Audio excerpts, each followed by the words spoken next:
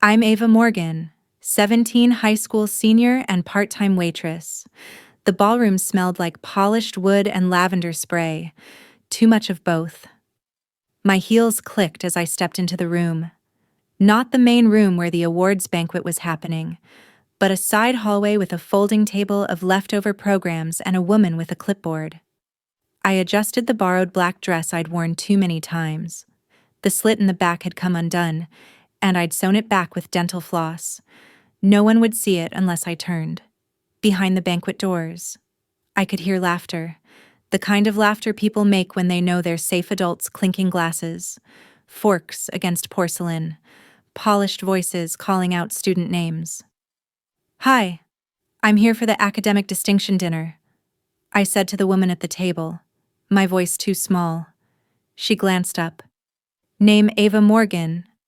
She flipped through a list with practiced boredom. "You're not on the list. I was invited. I got the email. It said to arrive by 7 and check in here." "You're not on this one," she said again. Slower. Like I didn't speak English. "This is for honorees." The word dropped like an anvil. I felt my face flush, but I tried to keep smiling. I am one. I mean, Dr. Newman nominated me for the Founders Award. She gave a tight, polite smile. "That's for full scholarship recipients. Are you sure you're not staff?" I swallowed the lump rising in my throat. "I'm sure. I can check with the event coordinator," she offered, already moving on to someone else in line. From behind me came a voice like wet stone grinding. "Ava, what are you doing here?" I turned. My stepmom, Marlene, in pearls and a royal blue sheath dress that probably cost more than my whole tuition. Her face was pulled into that neutral, suspicious smirk she wore whenever she caught me in places I wasn't meant to be. "I was invited," I said. To this, her eyebrows arched. "Sweetheart, this is for kids going places. You can't just show up." I could feel the stares of 2 PTA moms beside her, pretending not to listen. One of them whispered something and tried to laugh it off. "I didn't just show up," I said. "I got the email." Marlene leaned in closer, her perfume like cold roses. "Let's not embarrass ourselves tonight." "Okay." There was that word again. Ourselves.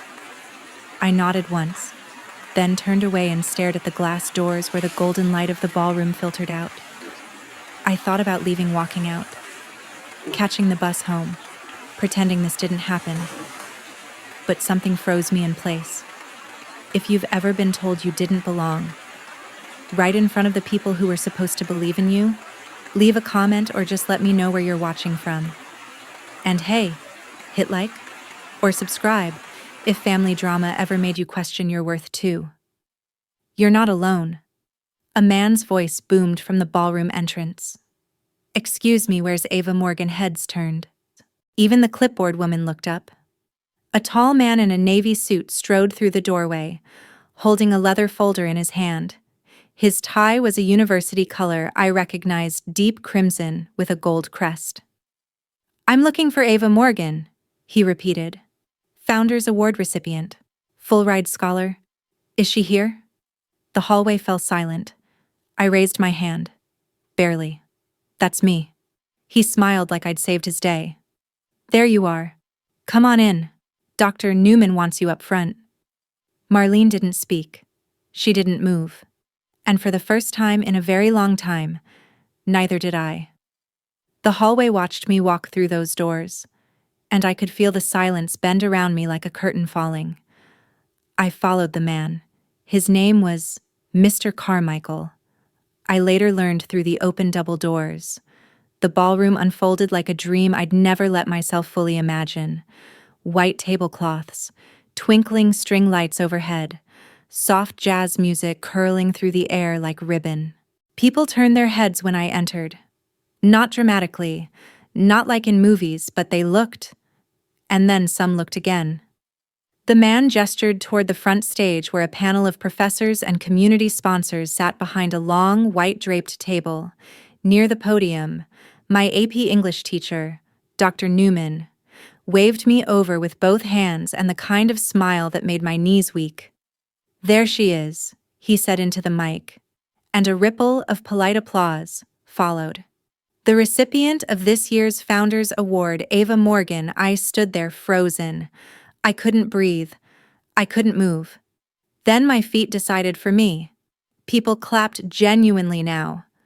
I passed a table where a girl I recognized from student council mouthed, "Wait, that's her." A boy from my chemistry class gave a surprised little thumbs up.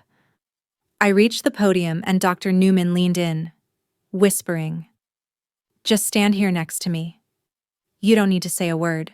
Then louder, "We had a little mix-up at the entrance, but I'm so glad she made it.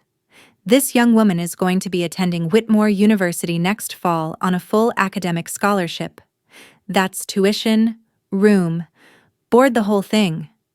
Ava came from a difficult home situation, worked nights, and still maintained a 4.0 GPA. She's what this award was made for. My eyes burned, but I wouldn't cry. Not in front of all of them. Later, someone pressed a plate of food into my hands, chicken with some creamy mushroom sauce, tiny roasted carrots, a delicate swirl of mashed potatoes like a sculpture. I sat at the honorees table between a boy who wanted to study marine biology and a girl whose dad owned a tech company. They were kind. They made space. Marlene was at the far end of the room, sipping white wine, her smile painted on like a wall. My dad wasn't there. He never came to school events. Said they made him tired. After dessert, when the program ended, people mingled and shook hands. A professor from Whitmore approached me and gave me a packet about the program, told me I'd be in the mentorship circle. A retired judge who sponsored the award asked if I'd ever considered law. "You've got the posture of someone who knows what justice looks like," he said. I didn't know what that meant, but I nodded anyway. Eventually, I had to leave. I took the long way out, letting the night soak into my skin. At the coat check, I slipped back into my worn thrifted pea coat, the seams fraying. My stepmom appeared beside me like a shadow. "You certainly know how to make an entrance," she said. "Dr. Newman practically crowned you." I didn't answer. I wrapped the coat tighter. She examined me like I was a painting she'd never really looked at before. "Whitmore's not cheap. Even with a scholarship, you'll still need clothes, travel, expenses. I'll manage." She tilted her head. "Don't be so proud. It's not a crime to admit you'll need help." I blinked at her. "You never offered." Marlene gave a humorless smile. "I assumed your father was helping?" "He wasn't." Silence. She tucked her clutch under her arm and glanced at the valet line. "You were always a little dramatic, Ava. But I'll admit you proved me wrong tonight." I didn't need her admission, but hearing it still felt like standing in the sun after months of cold. That night on the bus home, I opened the scholarship envelope again just to feel it in my hands. It had my name printed in raised gold letters, Ava Morgan, Founders' Scholar. No one could take that from me, not even Marlene. The months that followed moved fast. Graduation, packing, goodbyes to the people who mattered and the ones who didn't. At home, my dad said little. He congratulated me. Sure. But in the flat tone he used for talking about sports scores or car repairs. I got a "we're proud of you" and a stiff side hug. Then he went back to his recliner. Marlene, for her part, started treating me with a strange performative politeness, like I was a guest in her house instead of the girl whose room she'd turned into an office 2 years ago. "You'll need a laptop," she said once, casually. "Maybe we could split the cost." I said I already had one. I didn't. But a neighbor gave me her old one, and I spent hours watching repair tutorials on YouTube, teaching myself how to replace the hard drive and clean the fan. I didn't ask for help. I didn't want it. One evening in July, just before I was supposed to leave for Whitmore's summer prep program. I came home to find my suitcase open on the floor. Some of my clothes had been unpacked. My documents were gone from the folder I kept hidden behind my dresser. I found them on the dining table: passport, scholarship letters, my acceptance packet. Marlene sat beside them, wine glass in hand. I just wanted to be sure everything was legitimate, she said. I stared at her. You know how many scams are out there? Some of these full-ride things have strings attached. I thought your father should see the fine print. I already explained it to you. She shrugged. You're 17? Ava. Technically still a minor.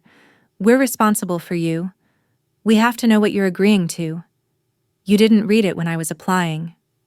Well, you weren't a finalist then. I gathered the papers. My hands shook. She sipped her wine and watched. Do you think I faked it? I asked quietly. She blinked. I didn't say that. You think I forged the letters? She looked away. I think you've always had a flair for exaggeration. That's all. I left the room. That night, I slept with the envelope under my pillow. August came like fire. The morning I left, neither of them helped carry my bags to the car. A neighbor, Mr. Long, loaded them in for me while Marlene stood on the porch with her coffee, squinting into the sun. Whitmore's a big name, she said as I shut the passenger door. Just remember where you came from. I didn't answer. Inside the car, Mr. Long started the engine and adjusted the mirror. You okay? He asked. I looked out the window at the house I'd grown up in. Not home, just the house. Beige siding, cracked steps, dying rose bush. The window to my old bedroom still had the paint peeling from where I once taped college flyers to it. I will be, I said. As we pulled away, I saw Marlene take a photo of the house. Not of me, just the house, framed by the morning light. The drive to Whitmore was quiet. Mr. Long, bless him, wasn't a talker. He drove his old Subaru like it was made of glass slow turns, gentle braking. Every pothole approached like a negotiation. The sun crawled higher as we left our neighborhood behind and traded chain stores for fields, highways, and the occasional billboard preaching about salvation or car insurance. I stared out the window with the envelope still clutched in my lap. It had gotten creased, the edges softening from how many times I'd read and reread every word. It wasn't just a letter. It was a barrier, a shield, a reason not to go back. Every syllable felt like armor. At a gas station halfway there, Mr. Long got out to stretch. He offered me a soda, which I declined, and then handed me a plastic bag with a lunch he'd packed: PB&J, an apple, 2 granola bars, no fanfare, just kindness that didn't ask to be noticed. You're gonna be fine, he said, nodding toward the bag. Eat something. Don't be noble. When we finally pulled up to Whitmore's East Gate, it didn't look like a campus. It looked like a movie set. The buildings were stone and ivy covered, old in that expensive way. Students moved across the lawn with confidence, luggage in tow, some dragging duffels, others wheeling sleek trunks with monogrammed tags. There were welcome banners hanging from lampposts. I could hear someone playing violin in the distance. I climbed out of the car slowly, gripping the handle of my worn-out suitcase. Mr. Long patted the top of the trunk. You want me to wait until someone comes? I shook my head. I've got it. He didn't insist, just nodded, handed me a folded $20 bill, and drove off before I could argue. I stood there for a minute, small in the sea of motion. Everything moved around me. Parents kissed foreheads. Students laughed too loud. Orientation leaders wore matching t-shirts and yelled instructions with fake enthusiasm. I didn't know where to go. My throat was dry. I walked toward the registration tent, heart pounding, trying not to let it show. A girl with braids and a clipboard gave me a bright smile.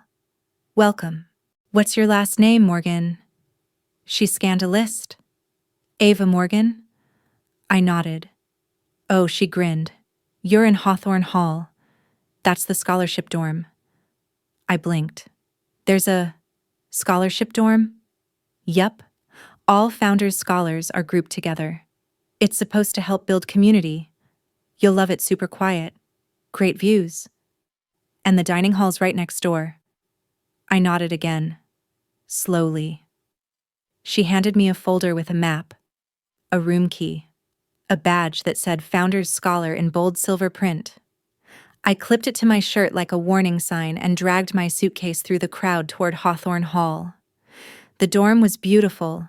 Quiet stone arches, tall windows, a heavy wooden door that creaked when I pushed it open.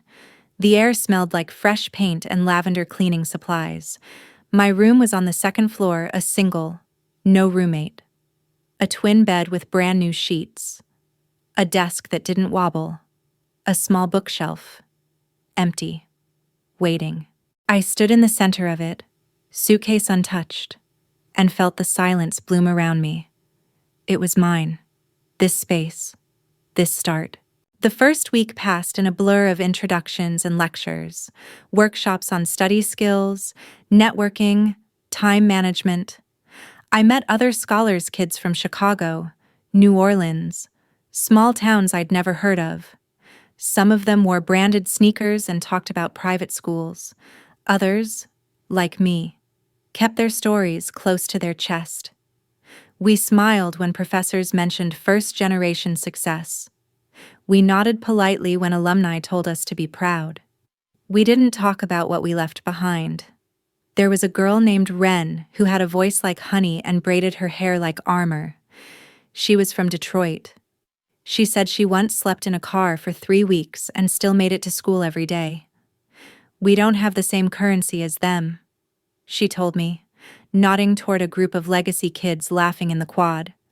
So we walk like we own the damn sidewalk. That's how you cash in. I liked her immediately. On the second Friday, I got an email that made my stomach drop. Family contact required, financial aid confirmation.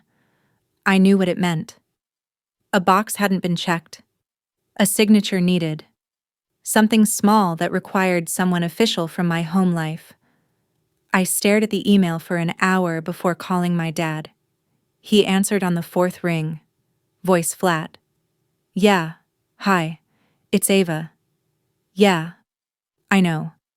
What's up? I need you to fill out a form for the scholarship office. Just a quick confirmation. A pause. Send it. It needs to be signed physically. They'll send it by mail. It has to come back by the 15th. Silence again. I'll tell Marlene, he said eventually. She'll handle it. I winced. Can you handle it? He sighed. I work. Ava, I don't have time to deal with paperwork. You wanted to be independent. Right. Let her help. My throat tightened. Okay. Thanks. He hung up without saying goodbye. The form didn't arrive. Days passed. I called, texted, emailed. No reply. Finally.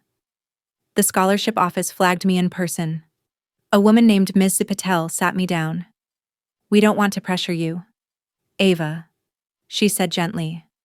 But we need that documentation or your aid will be delayed. And your room is contingent on enrollment. I nodded. I understand. I left her office and walked straight to the library, curled up in the farthest corner behind the architecture books, and cried into my sleeve. Then I stood up, went to the public printer, and printed the form myself. I called Marlene. She answered after 2 rings. Did you get the form I asked? I did. Can you sign it and send it back? It's really important. I've been busy. I closed my eyes. Please. She sighed. Honestly, Ava, it feels like you only call when you need something. I swallowed the scream rising in my throat. That's because I do everything else alone. Silence. I'll sign it, she said finally. But don't expect me to keep bailing you out.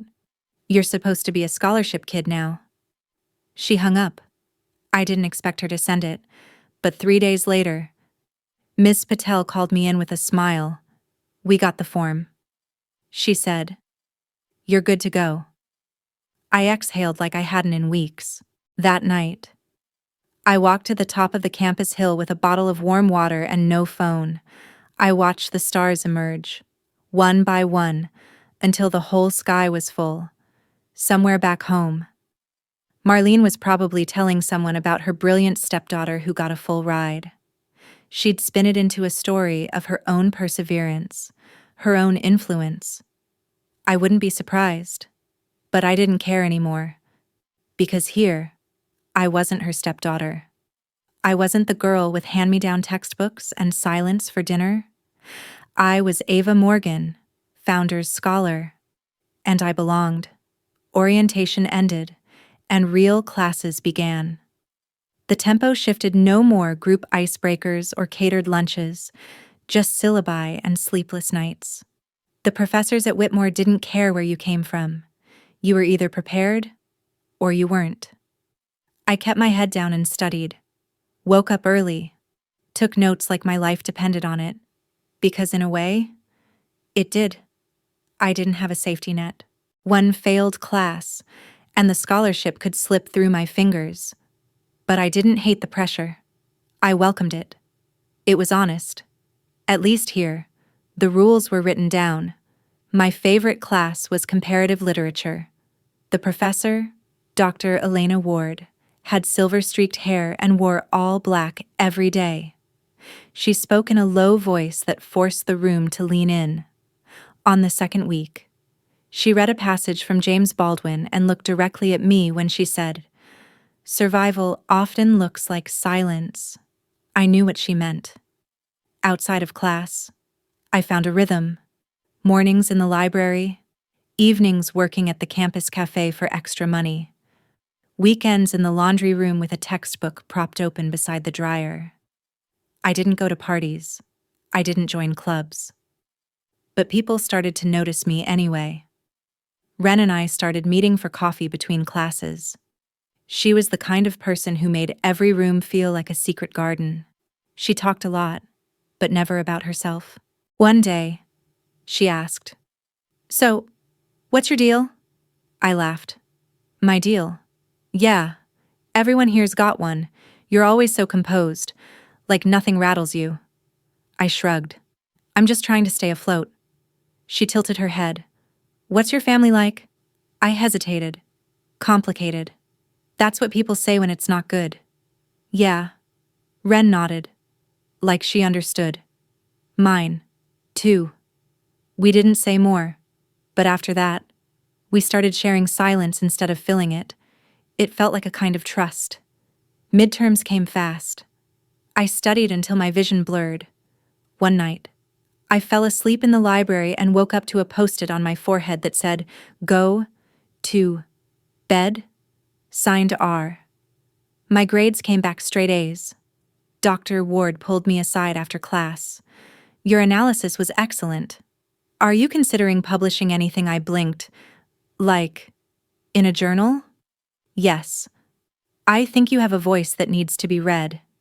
It hit me harder than I expected, because no one had ever said that before. At home, if I got a B+, Marlene would remind me that I was lucky to even be in AP classes. If I got an A, she'd say I was trying too hard. If I stayed quiet, she'd call me sullen. If I spoke up, I was too much. So I thanked Dr. Ward and walked out with a warmth in my chest I didn't have words for. The holidays were coming up, and people around me were making planned ski trips, family dinners, train tickets home. I got asked more than once what I was doing for break. I gave the same answer every time, just staying on campus to catch up on work. The truth was, I didn't have anywhere else to go. I couldn't imagine going back to that house, sitting at a table with people who looked through me. I couldn't stomach another meal where Marlene bragged about my scholarship to her friends while criticizing my posture. So I signed up for the winter stay program, a quiet dorm, leftover dining hall meals, and free laundry. I told myself it was a good thing. I didn't expect Ren to stay, too. She found me in the common room one night while I was watching a movie alone. "Room for one more?" she asked. I nodded. She plopped down beside me with a bowl of popcorn and no questions. "After the movie," she said. I didn't go home either. Not because I couldn't. Just didn't want to. She didn't explain. I didn't ask. Instead, we started a little tradition. Every evening, we'd cook something weird from the vending machine: instant noodles with crushed Doritos, peanut butter quesadillas, ramen tacos. It was stupid and perfect. 2 days before Christmas, I got a message on my student portal, a financial aid alert. My heart seized. I opened it with shaking hands. Outside, donor funds received. Adjustments made to total coverage. Confused. I clicked deeper. Someone had sent an anonymous donation to the scholarship office, enough to cover my full cost of books, meals, and transportation for the next year. No name. Just a code: donor ref, Wishwa1191M. I sat there staring at it, heart racing. I thought about my professors, my mentor, the dean. None of them knew that code. Then a terrible thought crept in. Marlene, no. It didn't feel like her. She wouldn't do it quietly. She'd print it on a billboard. Still, the M lingered. I called the scholarship office to ask if I could find out who it was. "I'm sorry," the admin said. "The donor requested strict anonymity, but it's legit. You're fully covered now." I should have been thrilled. I should have danced. But instead, I felt suspicious. Later that night, I called home, just to test the waters. Marlene answered. "Hi," I said. "Just wanted to say Merry Christmas." There was a pause. "Oh, well, Merry Christmas. Anything new going on?" She sipped audibly through the phone. "Not really. Same old." A longer pause. "I got a donation," I said, "to cover everything. Books. Everything." It came anonymously. Silence. "I thought maybe it was you." She gave a short laugh. "Ava, I'm not a secret millionaire." "Right. I mean, if I had that kind of money, I'd be using it to go to Italy, not fund a feminist education." There it was, the edge I knew too well. I thanked her anyway. Hung up. Whoever had sent the money wasn't her, and that made it all the more mysterious. The night of New Year's Eve. Ren and I sat on the quad with a thermos of hot chocolate and watched snow collect on the statues. The campus was silent. Do you ever feel like you're pretending I asked her? All the time? Like if someone looked too closely, they'd see all the cracks. Ren blew on her drink. You ever notice how people who grew up safe never ask that question? I smiled. We stayed out until midnight. Didn't say much. Just sat together under the stars. Two girls from nowhere, trying to build something that could last. The spring semester began, and with it came something I hadn't expected: opportunity. Dr. Ward nominated me for a summer research fellowship. One that paid, one that would take me abroad. When I got the acceptance email, I read it 5 times. Then I booked a meeting with Ms. Patel in financial aid. "I don't know who that donor was," I said. "But if there's any way to thank them, I want to." She smiled.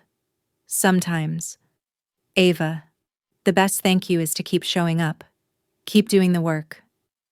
I left her office with my spine a little straighter, because maybe that was the whole point. Not to go back. Not to prove Marlene wrong, but to keep proving myself right. The research fellowship was real. They weren't joking. I'd be spending 8 weeks in Vienna, working under a visiting professor from the University of Edinburgh, cataloging 19th century letters for a feminist literature archive. They even gave me a stipend enough to cover housing, food, and a little extra. I reread the confirmation email every morning for a week just to believe it. I told Ren first. We were sitting on the steps outside the dorm, drinking coffee from paper cups, watching squirrels fight over a crust of bagel someone had tossed. I'm going to Vienna, I said like it was someone else's sentence. Ren blinked. Like, Austria, Vienna. Yeah, she grinned. Damn, girl. It's for the summer fellowship. Dr. Ward helped recommend me. Ren nodded slowly. You're becoming kind of a big deal. Ava Morgan. I don't feel like it. She snorted. Of course you don't. None of the real ones do. I looked down at my hands. They were still trembling a little. It's the first time I've ever left the country. Well, Ren said, bumping his shoulder against mine. Don't come back talking with an accent. I didn't tell Marlene when I did. Not out of spite, but because I couldn't picture what kind of reaction I wanted from them. Approval, envy, a delayed apology. None of it would come, and even if it did, I was learning how to stop needing it. The days flew. I got my passport expedited, bought a converter plug, borrowed a friend's hard-shell suitcase. Dr. Ward gave me a list of books to review ahead of time and said, don't waste time feeling small in big places. Walk like you belong. I tried to memorize it. I even wrote it in Sharpie on the inside of my notebook. The flight to Vienna was long, surreal, and full of turbulence. But when the plane touched down and the wheels hit foreign soil, I swear I felt something fall away. Like a rope, unmoving. The city was a labyrinth of red roofs and stone courtyards. Everything older than anything back home.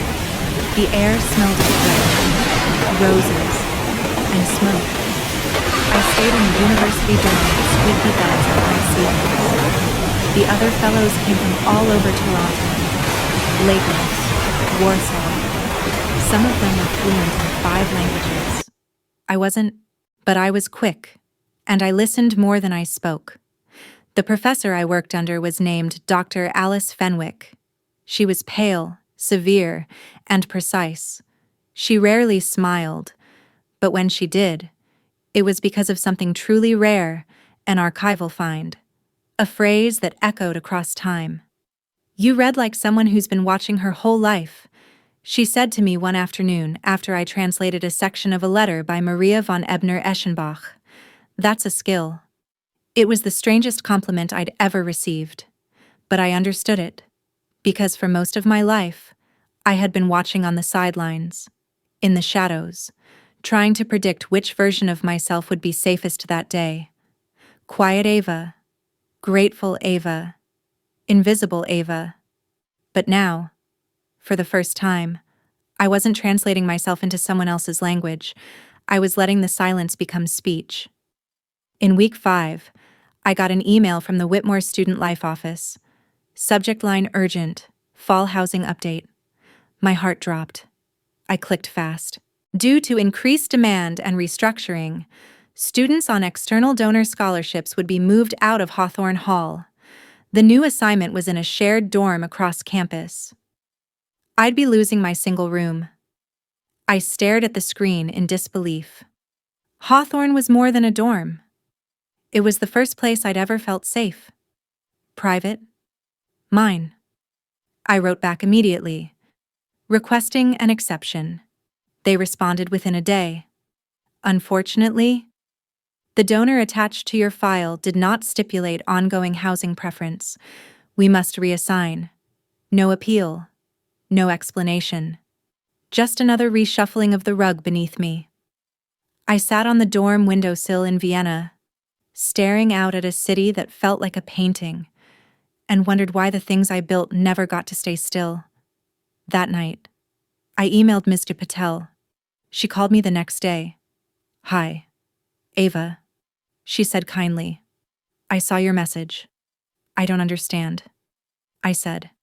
I thought my aid covered housing. It does, she said. But your placement in Hawthorne was part of a discretionary decision linked to your initial donor profile. Since the donor remains anonymous, and since there's no renewal note, so I'm just bumped. She hesitated. We're doing our best. The new dorm isn't bad. It's not Hawthorne. No, she admitted softly. It's not. I didn't cry. I thanked her and hung up. Then I turned my phone off and walked down into the city until I got lost in an alley full of hand-painted doors. I leaned against a wall and let the ache spread quietly through me like a bruise. I wasn't mad. I wasn't surprised. Just tired. Tired of being grateful for things that vanished the second I let myself trust them. Back on campus in the fall. The new dorm was called Eastford. The ceilings were low. The walls were thin. My roommate was fine, an econ major from Dallas who liked EDM and herbal tea. We coexisted without speaking much. I bought noise-canceling headphones. I walked past Hawthorne twice a day on my way to class. Every time. I felt it like a missing limb. But I kept my routine. I aced my classes. I took on a tutoring job. I joined the campus literary journal. I even submitted an essay for publication. Life kept moving. Until one day. Everything stopped again. It was a Tuesday afternoon. I'd just finished tutoring a freshman in basic composition when my phone buzzed. A text from an unknown number. Ava, it's Marlene. Call me. It's about your father. My fingers went numb. I stared at the message for a long time before calling. She answered in one breath. He's in the hospital. What happened? Heart attack. They revived him. But you should come. I was silent. You're still listed as his emergency contact, she added. That stunned me more than the rest. I can't afford a ticket. I said. I'll pay for it. She replied quickly. Just, please, come. It was the first time I'd ever heard her sound scared. 2 days later, I stepped into the hospital room and saw him lying there smaller than I remembered. Tubes in his arms, beeping machines surrounding him like scaffolding. His face was pale, and he looked older than he should have. Time had settled hard on him. Marlene was in the corner, her makeup half worn, her phone pressed against her chest like a shield. He's stable, she whispered. But they say it was close. I nodded. He opened his eyes just once while I was there. Looked at me. Didn't say a word. Just blinked slowly, then turned away. That night in the hospital cafeteria, Marlene sat across from me and stirred her coffee too long. I didn't know who else to call. She said, You did the right thing. She looked down at her cup. You were always better than me at this stuff. Holding it together. I didn't answer. She sighed. I was hard on you. Yes. Another pause. Sometimes I wonder if I was jealous. I looked up. Of what she gave a soft, humorless laugh. Of how much fight you had. How much you wanted something more. I didn't know what to say. I just let the silence stay. Finally, she said, I didn't donate that money. By the way, I know, but someone did. Someone saw you. That, for some reason, broke me a little. I blinked fast, nodded. Thanks for telling me, I said. She stood up. Don't disappear again. Okay, I won't. I lied. Because I would. I had to. After the hospital visit, I returned to campus with a weight I couldn't describe. Not grief. Not guilt. Something more like the aftertaste of a memory that was never sweet to begin with. My father survived. The doctor said he'd be on medication, that his life would need to slow down. But he never reached out to me afterward. No call, no text. Not even a message through Marlene, which told me everything I needed to know. By October, the leaves had turned bronze and brittle, drifting across the campus lawn in dry, nervous spirals. I threw myself into schoolwork. The research internship Dr. Ward helped arrange turned into an assistantship. I now had access to a private office in the back of the literature department, a tiny, windowless room, but it felt sacred. I filled it with used books and post-it notes and quiet. Ren said I was disappearing into my own mind. I told her that was the plan. You're not a ghost. Ava, she said, poking my arm. Come up for air once in a while. I breathe through books. I replied. You choke on them. She smirked. She was probably right. One night, I went to a student reading at the campus cafe. I hadn't intended to share anything, just to listen, but when they passed the mic around and someone called my name, I stood up before my brain could stop my body. I read a short piece, something I wrote after Vienna, about lost languages and the way women rewrite silence into lineage. It wasn't polished. It wasn't profound. But when I finished, the room went still. Then came applause. Not polite, but real. Afterward, a woman in a turtleneck sweater and glasses approached me. You should publish that, she said. I nodded, speechless. Later that week, Dr. Ward sent me an email with only one sentence. This is what happens when you stop hiding. But hiding was something I'd learned so well.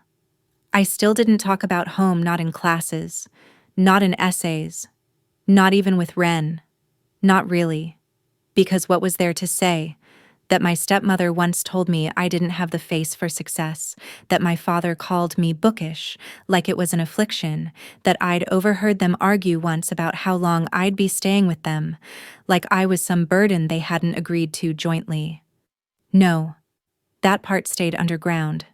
Instead, I used it. Every paper, every project, I funneled the sharpness into it. My scholarship became more than money. It was a vow I kept every single day. And the anonymous donor never revealed themselves. Sometimes I wondered if it was even a person. Maybe it was the universe making a decision. Maybe the universe had seen enough. During Thanksgiving break, the campus emptied again. I stayed. Of course. So did Ren. We made pasta with store-brand sauce and ate it on the floor of my dorm room. She told me her mom once left and never came back. I told her I once got locked out of the house for getting a 92 instead of a 95. We sat with those stories for a long time. Then we started laughing, not because any of it was funny, but because sometimes laughter was the only sound that didn't hurt. Later, she said, You ever think about writing about it? Your home life? I shook my head. No one wants to hear it. Maybe you do. She was right, but I wasn't ready. Not yet. In December, Dr. Ward invited me to submit a piece to a national undergraduate conference. I almost said no. The thought of standing in front of strangers and reading my words, born out of all that quiet pain, made my hands sweat. But I printed out the application anyway. The theme was inheritance. I sat in the dark of my dorm one night with a blank document open and stared at the blinking cursor for hours.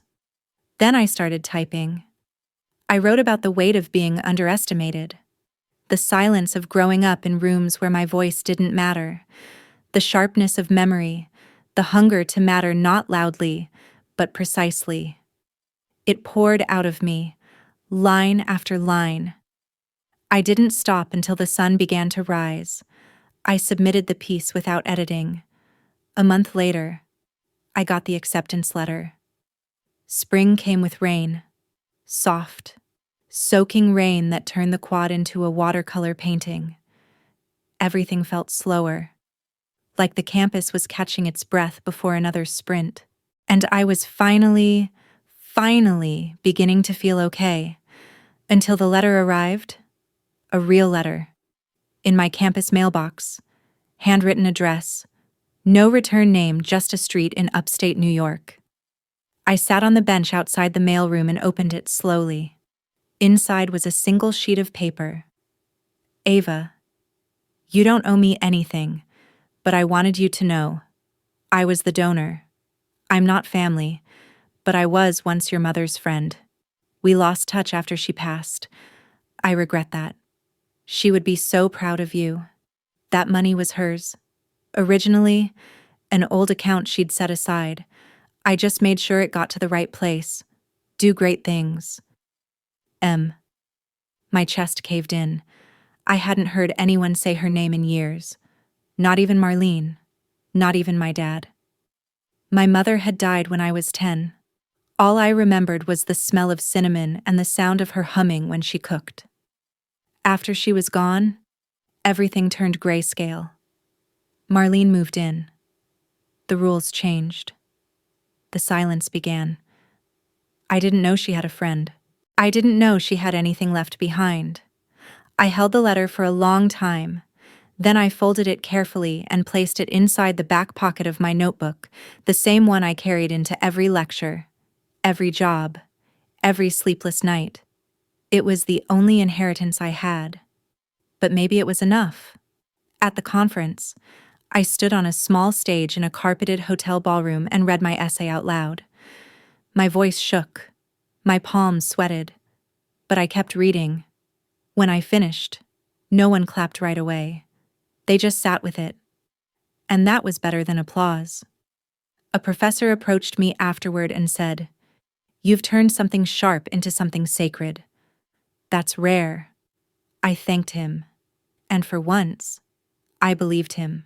Back at Whitmore, I made peace with Eastford Hall. It wasn't home, but it didn't have to be. I painted a mural on the back of my door. I lit candles shaped like books. I made space. Ren and I started co-writing a piece for the literary journal. Something messy and strange and beautiful. And one night, when the wind rattled the windows and the world felt too big again, I sat at my desk and wrote a letter back to Mo. I didn't have her full name. I didn't even have a proper address. But I wrote anyway. Dear M, I got your letter. I don't have words big enough to match what you did. But I'll try. Thank you for seeing me when no one else did. Thank you for remembering her. And thank you for reminding me that maybe I'm not as alone as I thought. I'll make good on it. Every day. I promise. Ava. I sealed the envelope and dropped it into the mailbox at the corner of campus. Whether it reached her or not, I couldn't say, but I sent it anyway. Because sometimes, writing it down is enough. Finals week arrived with the weight of a storm. Every face on campus carried exhaustion.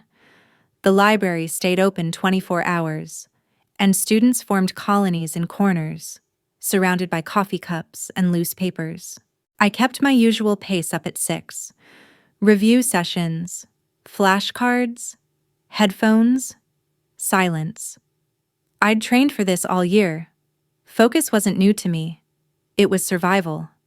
But something had shifted. Not on the outside, I still wore the same 3 sweaters on rotation, still ate dinner alone in the dining hall when Ren had late shifts. The change was internal. I no longer felt like I was pretending. I no longer flinched when professors called on me. I had a seat at the table now. And more importantly, I'd stopped asking for permission to sit there. One afternoon, walking out of my philosophy final, I ran into Dr. Ward on the steps outside the humanities building. She was holding a book of poetry in one hand and a stack of recommendation letters in the other. "How'd it go?" she asked, adjusting her sunglasses. "Not bad," I replied. One of the questions was straight from last year's final. I recognized it. "That's the thing about cycles," she said. "They repeat themselves until someone rewrites them." She paused. "Speaking of which, I'm nominating you for the Whitmore Summer Abroad Residency." My eyes widened. "That's the writing program in Scotland." "Right," she nodded. "Full coverage. Stipend included. They only take 2 students a year." I blinked. "You think I have a shot? I wouldn't be nominating you if I didn't." My breath caught. For a moment, I couldn't remember how to stand still. Later that night, I told Ren.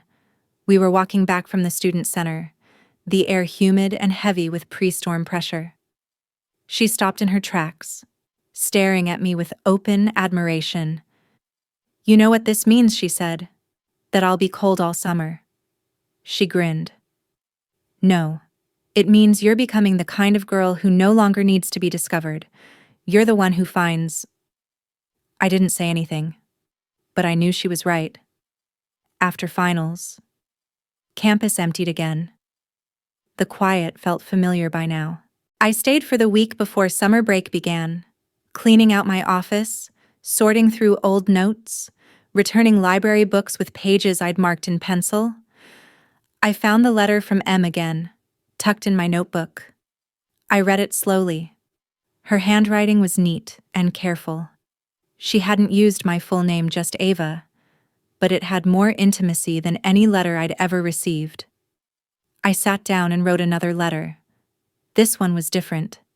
Less about thanks. More about memory. You were her friend. I barely remember her. She died before I had time to learn who she was as a person. But sometimes I smell cinnamon, and I think of her hands, or how quiet the house got after she left. I didn't know she set money aside. I didn't know she thought that far ahead. But now I do. And that changes everything. I didn't mail that one. I folded it and placed it inside my journal. Some letters are just for the living. Summer break meant new rhythms. The residency in Scotland didn't begin until July, so I returned to campus as a student assistant, working in the library archives and staying in the Eastford dorms, which, during off-season, became eerily empty. Ren stayed too. She was working in admissions, helping with orientation tours. One night, she knocked on my door holding a bottle of grape soda and 2 plastic cups. "Let's toast," she said. "To what?" "To everything. To you. To the fact that you used to flinch when someone complimented you, and now you say thank you without blinking." I smiled. We sat on the windowsill, legs dangling, watching a slow thunderstorm roll across the sky. Lightning lit the campus lawn in flashes of white and shadow. Ren leaned back against the wall. "You ever think about reaching out to him?" I knew who she meant. "My dad." She nodded. I looked down at the bottle in my hands. The fizz was dying. "No. I think the silence says enough." She didn't push. "I used to think closure meant getting answers," I said. "Now I think it's just knowing you're done asking." Ren nodded slowly. "That's heavy." "It's honest. We didn't talk much after that. Just watched the storm." As the weeks passed, I prepared for Scotland. Bought a raincoat. Learned how to pronounce Edinburgh correctly. Downloaded books by Scottish poets. Packed lightly. Dr. Ward gave me a reading list with a single instruction at the top. "Arrive curious." I wrote those words on the first page of my new notebook, the day before I left. I stopped by the financial aid office one last time. Ms. Patel greeted me with her usual warm eyes and paper-strewn desk. "You've had quite a year," she said. "I'm still standing." She smiled. "You're more than standing." "Ava." I hesitated, then asked, "Was there ever any way to trace the donor?" I know they wanted anonymity, but I think I'd just like to send one last note. She typed something into her computer. Scan the screen.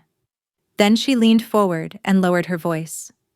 "I can't break protocol, but I'll say this sometimes. People who loved us leave maps behind. We just don't know how to read them until we've walked a little further." I thanked her, and I understood. Scotland was everything the brochure didn't capture.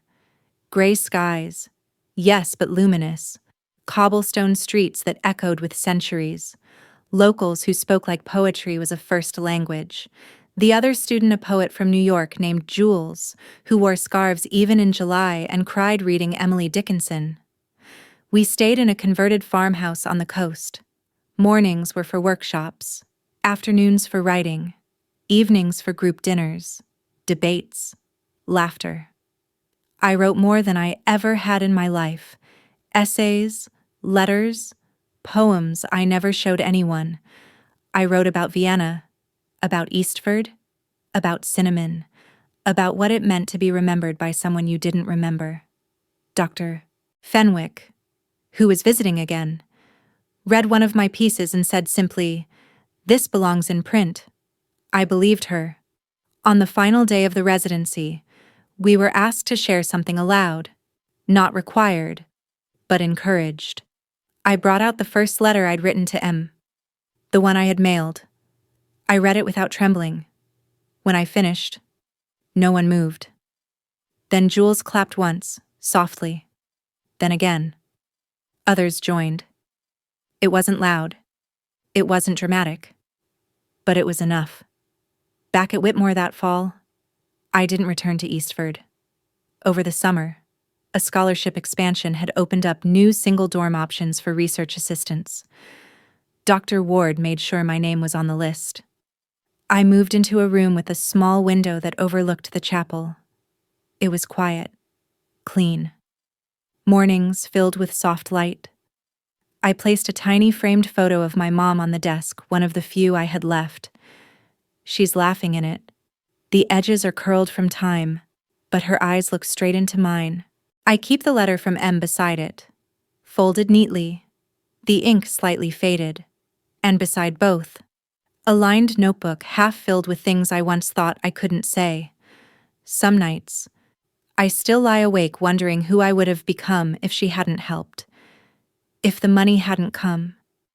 If I had gone home that night instead of walking through those banquet doors.